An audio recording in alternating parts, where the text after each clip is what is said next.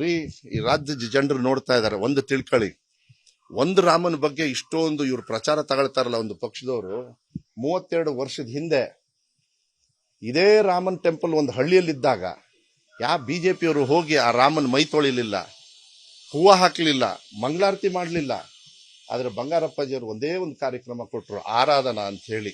ಬರೀ ರಾಮ ಅಲ್ಲ, ಕೃಷ್ಣ ಅಲ್ಲ, ಎಲ್ಲ ಊರಲ್ಲಿ ಇರ್ತಕ್ಕಂಥ ಒಂದೊಂದು ಕಾರ್ಯಕ್ರಮ ಕೂಡ ಒಂದೊಂದು ದೇವರಿಗೂ ಕೂಡ ಗೌರವ ಸಲ್ಲಬೇಕು, ಧಾರ್ಮಿಕವಾಗಿ ಅವರಿಗೆ ಗೌರವ ಸಲ್ಲಬೇಕು ಅಂತ ಹೇಳಿ ಆರಾಧನೆ ಅಂತ ಕಾರ್ಯಕ್ರಮ ಮಾಡಿದ್ದು 40% ದುಡ್ಡು ತಿನ್ನಕ್ಕಲ್ಲ, ಆ ದೇವರಿಗೆ, ಆ ಧರ್ಮಕ್ಕೆ, ಆ ಜಾತಿಗೆ ಯಾವುದೇ ಆಗಲಿ, ಚಿಕ್ಕದು ಯಾರ ಕೈಲಿ ಆರ್ಥಿಕವಾಗಿ ಆಗೋದಿಲ್ಲ, ಸಹಕಾರ ಇಲ್ಲ, ಅವ್ರ ಹತ್ರ ದುಡ್ಡಿಲ್ಲ, ಅವರಿಗೆ ಸಹಕಾರ ಆಗಬೇಕು ಅಂತ ಆರಾಧನಾ ಅಂತ ಹೇಳಿ ಗುಡಿಗೆ ಹೋಗಿ ಮಂಗಳಾರತಿ ಮಾಡ್ತಾ ಇದ್ದಾರೆ. ಅಂದ್ರೆ ಅದು ಮಾನ್ಯ ಬಂಗಾರಪ್ಪಾಜಿಯವರು ಕಾಂಗ್ರೆಸ್ ಪಕ್ಷದ ಸರ್ಕಾರದ ಒನ್ ಆಫ್ ದ ಗ್ಯಾರಂಟೀಸ್. ಅವಾಗ ಇಂಥದ್ನ ಮಾಡ್ಬೇಕೆ ಹೊರತು ಬಂದು ಶಿವಮೊಗ್ಗದಿಂದ ಮಧು ಬಂಗಾರಪ್ಪ ಅವರು ಸ್ಪರ್ಧೆ ಮಾಡ್ತಾರೆ, ಇಲ್ಲಾಂದ್ರೆ ಗೀತಾ ಶಿವರಾಜ್ ಅವರು ಸ್ಪರ್ಧೆ ಮಾಡ್ತಾರೆ ಅನ್ನೋ ಚರ್ಚೆಗಳಿದೆ.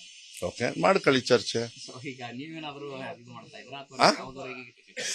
ನಾನು ಹೇಳ್ತಾ ಇದ್ದೀನಿ ಕೇಳಿ, ಕಾಂಗ್ರೆಸ್ ಪಕ್ಷ ಶಿವಮೊಗ್ಗ ಲೋಕಸಭೆಯಲ್ಲಿ 100% ಅವರ ಅಭ್ಯರ್ಥಿಯನ್ನ ಗೆಲ್ಸ್ಕೊಂಡು ಬರ್ತಾರೆ. ನಾನು ಕ್ಲಿಯರ್ ಆಗಿ ಮುಂಚೆನೂ ಕೂಡ ಹೇಳಿದ್ದೀನಿ, ಕಾಂಗ್ರೆಸ್ ಪಕ್ಷ ಯಾರನ್ನ ಅಭ್ಯರ್ಥಿ ಮಾಡ್ತಾರೆ ಅವರನ್ನ ಹೈಯೆಸ್ಟ್ ಲೀಡಲ್ಲಿ ಈ ಸತಿ ಗೆಲ್ಸ್ಕೊಂಡ್ ಬರ್ತೀವಿ. ಇಷ್ಟಕ್ಕೆ ಮುಗ್ಸೋಣ.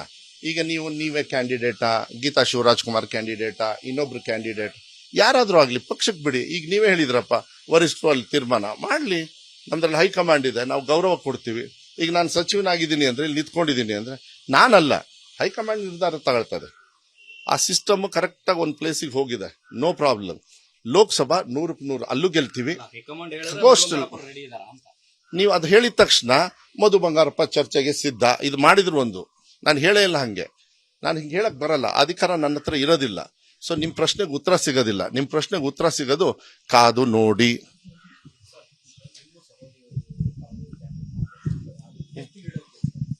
ಅದನ್ನ ಮತದಾರರು ಲೆಕ್ಕ ಹಾಕಿಲ್ಲ ಇನ್ನು, ಬಟ್ ಹೈಯೆಸ್ಟ್ ಲೀಡರ್ ಗೆಲ್ತೀವಿ. ಎಲ್ಲರೂ ಕೂಡ ತುಂಬಾ ಚೆನ್ನಾಗಿದೆ. ನಾವು ಸಮಾವೇಶಗಳನ್ನು ಮಾಡಿದ್ವಿ, ಗ್ಯಾರಂಟಿ ಸಮಾವೇಶಗಳನ್ನು ಮಾಡಿದ್ವಿ. ಹೆಣ್ಣು ಮಕ್ಕಳು ಬಂದು ವಿಶ್ವಾಸ ಕೊಡೋದು. ನಿನ್ನೆ ಮಾಲೂರಲ್ಲಿ ಮೇಲ್ಗಡೆ ಬಂದ 2,000 ರೂಪಾಯಿದು ಸುಮ್ಮನೆ ಫೋಟೋಗೆ ಬೇಕು ಅಂತ ಕೊಡಿ, ಆ ಅಮ್ಮ ಹತ್ಕೊಂಡು ಬಂದು ಮುದ್ದು ಮಾಡಿ ನಮ್ಮನ್ನ.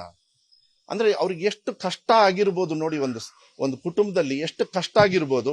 ಆ ಕಷ್ಟಕ್ಕೆ ಇಂಥ ಸರ್ಕಾರದ ಕಾರ್ಯಕ್ರಮಗಳು ಹೆಂಗೆ ಉಪಯೋಗ ಆಗುತ್ತೆ ಅನ್ನೋದು ಇದಕ್ಕೆ ಉದಾಹರಣೆ ಅಷ್ಟೇ. ಇದೆಲ್ಲ ನಮಗೆ ಮಾರ್ಗದರ್ಶನ. ನಾವೆಲ್ಲ ಕಮಿಟ್ಮೆಂಟ್ ಇದ್ರಲ್ಲಿ ಕೊಡಬೇಕು. ಸುಮ್ಮನೆ ಬಿಜೆಪಿಗೆ ಬೈಯೋದು, ಅವ್ರಿಗೆ ಬೈಯೋದಲ್ಲ. ಯಾರಿಗೂ ಬೈಯೋದು ಬೇಡ. ನಾವೇನ್ ಕೆಲಸ ಮಾಡಿದೀವಿ ಅದನ್ನ ನಮ್ಮ ರಕ್ಷಣೆ ಮಾಡುತ್ತೆ, ಗೆಲ್ಸುತ್ತೆ. ನನಗೆ ವಿಶ್ವಾಸ ಇದೆ ಅದಾಗಬೇಕು. ಆದ್ರೆ ಲೋಕಸಭೆಯಲ್ಲಿ ಕರ್ನಾಟಕ ರಾಜ್ಯದಿಂದ ಅತಿ ಹೆಚ್ಚು ಸಂಸದರನ್ನ, ಇನ್ಕ್ಲೂಡಿಂಗ್ ಮ್ಯಾಂಗ್ಳೂರ್, ಉಡುಪಿ, ಚಿಕ್ಕಮಂಗ್ಳೂರು, ಕಾರವಾರ, ಏನು ನೀವು ಹೇಳ್ತಿರಲ್ಲ ಹಿಂದುತ್ವ ಬೆಲ್ಟ್ ಅಂತ, ಅದನ್ನ ಪಲ್ಟಿ ಹೊಡಿಸ್ತೀವಿ. ಹಿಂದುತ್ವ ಅಲ್ಲ. 100%. ಅರೆ ಕಾರವಾರದಲ್ಲಿ ಎಲ್ರಿ ಅವ್ರು ಗೆಲ್ಲೇ ಇಲ್ಲಲ್ಲ, ಒಂದೇ ಗೆದ್ದಿದ್ದು.